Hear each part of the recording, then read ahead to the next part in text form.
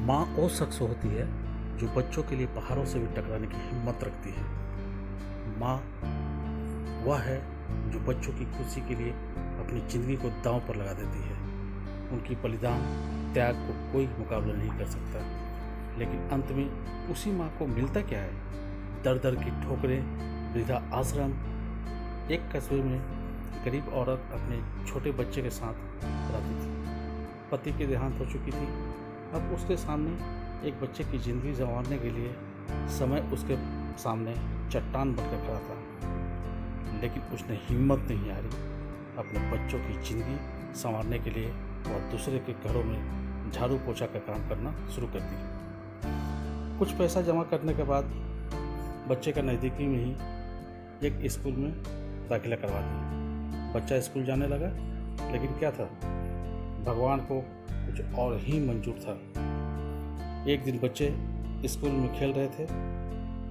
उसी में से एक बच्चा के हाथों पेंसिल उसके आंखों में जा लगी और वह खून से लथपथ हो गया। स्कूल प्रबंधन ने उसे अस्पताल ले गया और इस औरत को पता चला। यह भी दौड़े दौड़े हॉस्पिटल पहुंची। डॉक्टर ने कहा चला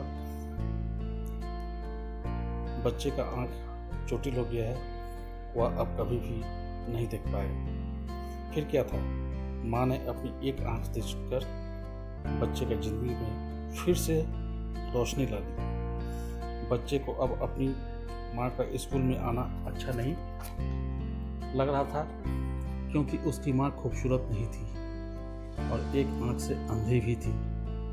दिन बीतता गया, बच्चा पढ़ लिख करके सरकारी अफसर बन गया और उधर ही वो लव मैरिज कर लिया। शादी में अपनी माँ को भी नहीं बुलाया तथा अपने शहर में ही भाड़े का रूम लेकर वह रहने लगा। उसकी पत्नी बहुत ही पैसे वाली थी। एक दिन उसकी माँ की तबीयत खराब हुई और वह अपने बच्चे को देखने के लिए तरस गई। बच्चे के पास खबर गया, लेकिन बच्चा उसका बाहर टूर पर घूमने जा रहा था। उसके पास इतना भी समय नहीं था कि आकर अपनी बीमार माँ से मिल सके। उसकी माँ अब इस दुनिया में चल बसी। एक दिन लड़का का भी रोड एक्सीडेंट में दोनों आँखें चली गई, दोनों पैर काटना पड़ गया। यह सब देख उसकी पत्नी भी उसे छोड़ अपनी मायके चली गई।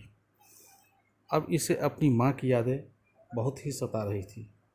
माँ की यादों में वह दिन रात रोता था। लेकिन अब पछताने से क्या फ़ायदा, समय रहते अपनी माँ को इज्जत ही नहीं दे सका।